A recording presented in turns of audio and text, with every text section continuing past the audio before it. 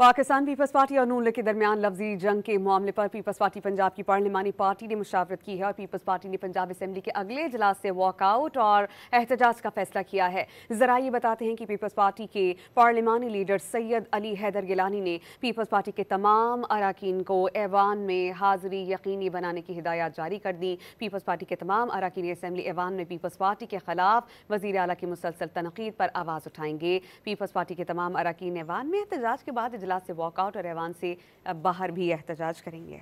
Pakistan peoples party और नून league के दरमियान लफ्जी जंग के मामले पर पीपल्स पार्टी पंजाब की पार्लिमानी पार्टी ने मुशावरत की है और पीपल्स पार्टी ने पंजाब असेंबली के अगले इजलास से वॉकआउट और एहतजाज का फैसला किया है। जरा ये बताते हैं कि पीपल्स पार्टी के पार्लिमानी लीडर सैयद अली हैदर गिलानी ने पीपल्स पार्टी के तमाम अरकान को ऐवान में हाजिरी यकीनी बनाने की हिदायत जारी कर दी। पीपल्स पार्टी के तमाम अरकान असेंबली ऐवान में पीपल्स पार्टी के खिलाफ वज़ीर आला की मुसलसल तनकीद पर आवाज़ उठाएंगे। पीपल्स पार्टी के तमाम अरकान ऐवान में एहतजाज के बाद इजलास से वॉकआउट और ऐवान से बाहर भी एहतजाज करेंगे।